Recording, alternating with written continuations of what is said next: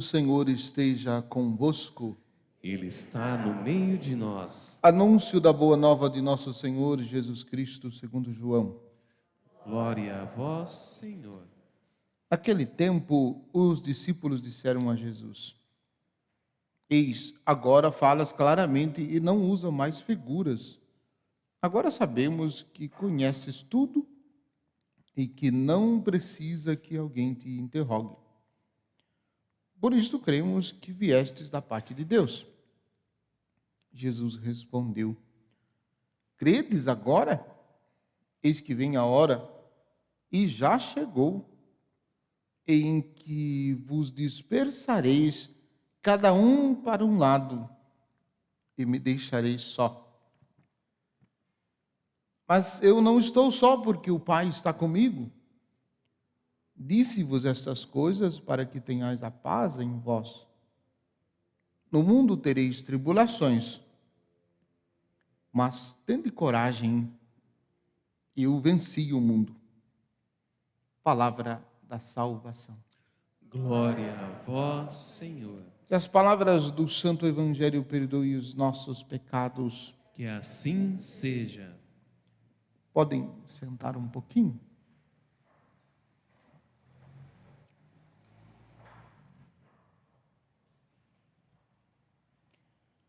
Duas perguntas de Paulo e uma pergunta de Jesus, que vale a pena a gente repetir e vale a pena a gente tentar responder. Que essas perguntas não são iguais às perguntas que o padre faz. Essas são mais fortes, essas são mais profundas, elas vêm de nosso Senhor. Primeira pergunta de Paulo: Vós recebestes o Espírito Santo quando abraçastes a fé? Aí o padre faz mais uma, além dessa, o padre faz mais uma. Quando foi que nós abraçamos a fé? Quando foi que nós abraçamos a fé? Nós abraçamos a fé no nosso batismo. Mesmo que nós não tenhamos sido nós, propriamente dito, a fazê-lo, mesmo que tenha sido os nossos pais, os nossos padrinhos de batismo, nós abraçamos a fé no nosso batismo. E a pergunta de Paulo é: vós recebestes o Espírito Santo quando abraçastes a fé? Então, todos nós temos o Espírito Santo.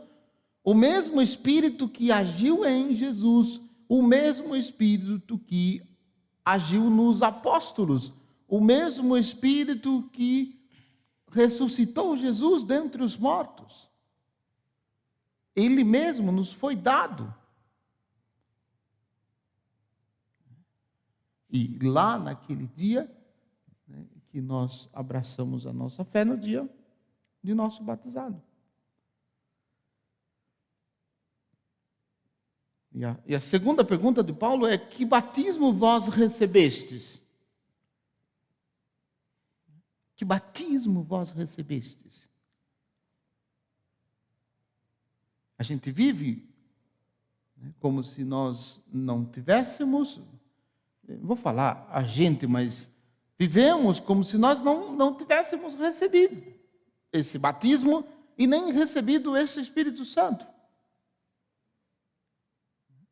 Mas nos foi dado. Nos foi dado.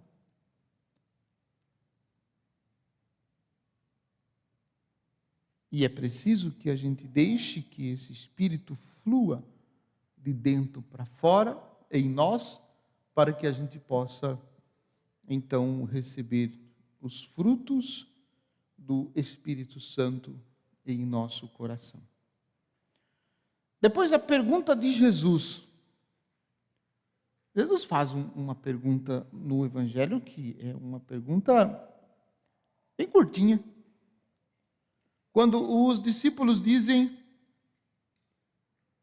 que agora falas claramente e não usas mais figuras. E aí eles dizem: agora nós cremos. E Jesus diz: credes agora? Esse credes agora é profundo por quê? Porque os discípulos estão vendo muitos sinais. Jesus está realizando muitos sinais, milagres. E ele está aqui no capítulo 16, caminhando para o mistério da paixão, onde ele vai se entregar por amor aos seus discípulos.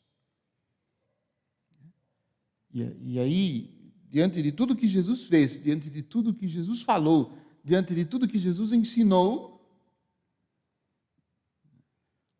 os discípulos, ou alguns dos discípulos, ainda não acreditavam em Jesus. E aí, portanto, Jesus faz essa pergunta. A pergunta para nós poderia ser assim: e nós? Quais são os elementos que nós temos para acreditar? Que elementos nós temos para acreditar em Jesus? Com certeza, se a gente fosse responder, a gente ia responder uma infinidade. Que o Senhor tem nos dado condições e tem nos dado sinais para que a gente acredite nele. Então, isso é fundamental para a gente poder viver em nós os frutos do Espírito Santo, a mansidão. Eu selecionei 2 citações, um texto da carta de Tiago, o capítulo 1, versículo de 18 a 21, e um segundo texto da segunda carta de Paulo a Timóteo, capítulo 2, versículos 24 a 25. Para a gente aprofundar um pouquinho sobre a mansidão. Eu estou dizendo, é um pouquinho mesmo, porque tem muito mais coisa.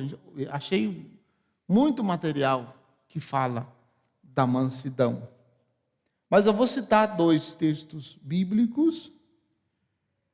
Vós o sabeis, irmãos meus, muito amados, cada um de vós esteja pronto para escutar, lento para falar e lento para se encolorizar, pois a cólera do homem não realiza a justiça de Deus. Portanto, livres de toda mancha e de todo o transbordamento de maldade, acolhei com mansidão a palavra plantada em vós, que é capaz de vos salvar. Tiago 1, 18 a 21. Vou comentar 3 frases que eu selecionei aqui. A primeira é: pronto para escutar. Não sei se acontece isso com você também, mas nós somos muito mais rápidos para escutar aquilo que nos criticam, as coisas negativas, as coisas ruins que falam de nós. Nós prestamos atenção com uma facilidade tremenda. Nós, talvez não, só o padre, vocês não fazem isso. Normalmente com as coisas negativas. A gente escuta muito mais. E aí a gente precisa fazer um exercício tremendo. Porque muitas vezes a gente está conversando com as pessoas e antes das pessoas terminarem as frases, a gente já está dando resposta. Como se a gente soubesse o que a pessoa vai dizer. Ou como se a gente soubesse o que a pessoa está pensando. A pessoa está no meio da frase, a gente já emenda outra palavra. Então, isso é uma realidade que a gente precisa observar. Falta mansidão.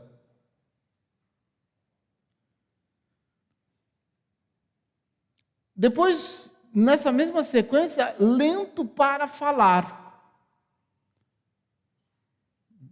Este lento para falar em duplo sentido, em dois sentidos.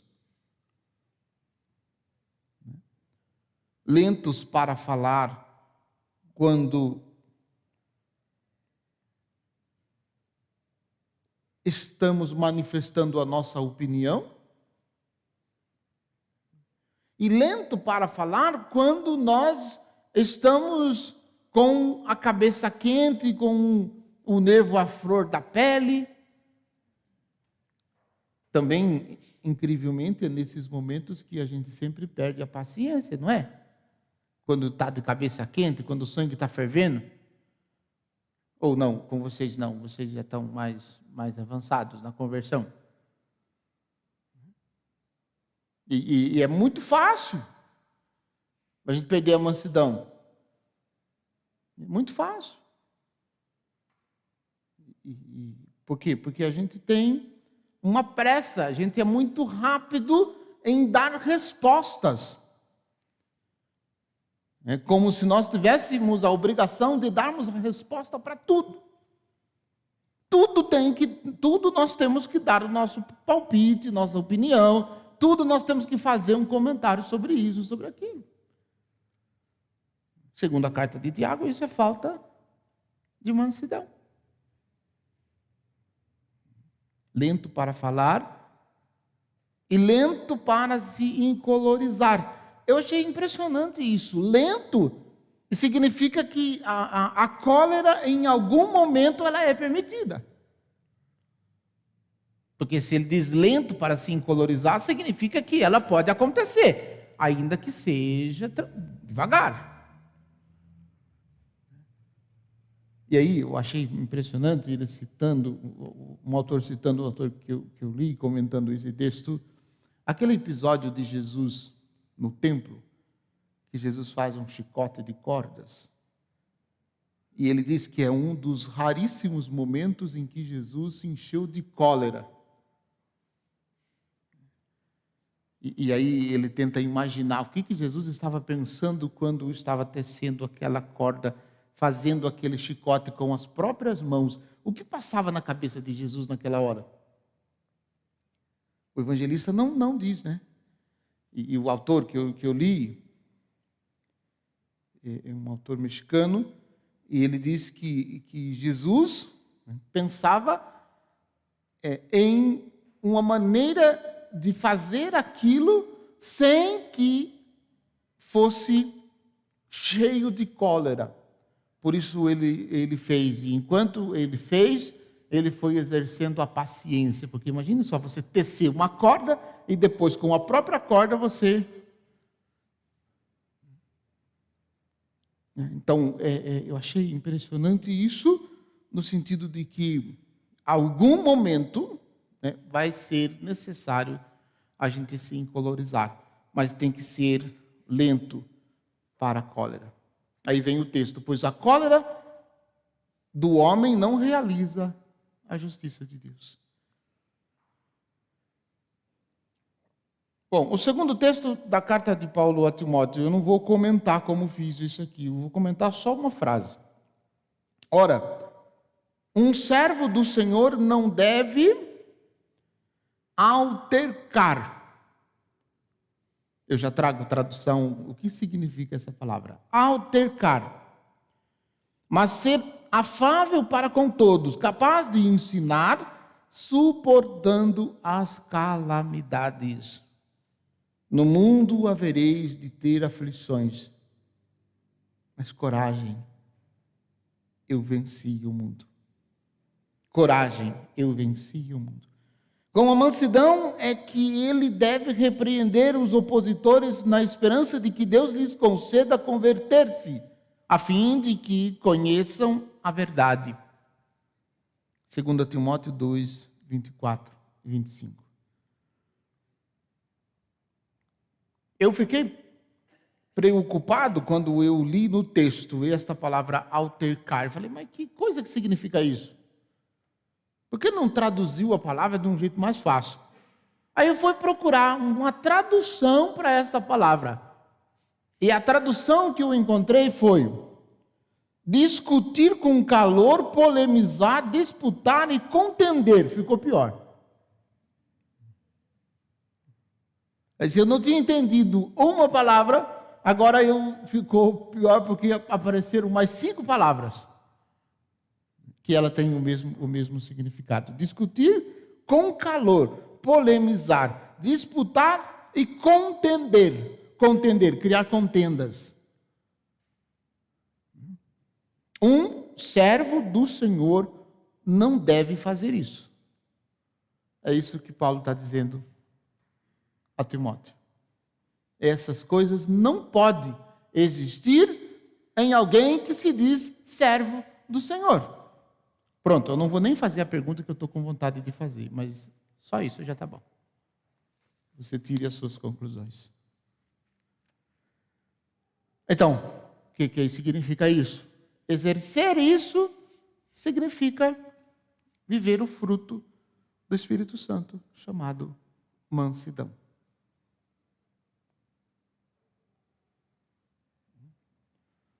Talvez fosse melhor que o padre lesse, né? Eu escrevi 3 páginas para ler, mas eu falei, não vou ler não, porque o povo vai ficar cansado de ouvir o padre ler. Mas é isso. Então, peçamos que o Senhor nos dê a graça da mansidão. A mansidão também é uma bem-aventurança lá do Evangelho de Mateus. Bem-aventurados os mansos de coração, porque verão a Deus. Ela está profundamente relacionada com isso. Peçamos a Jesus a graça de sermos mansos.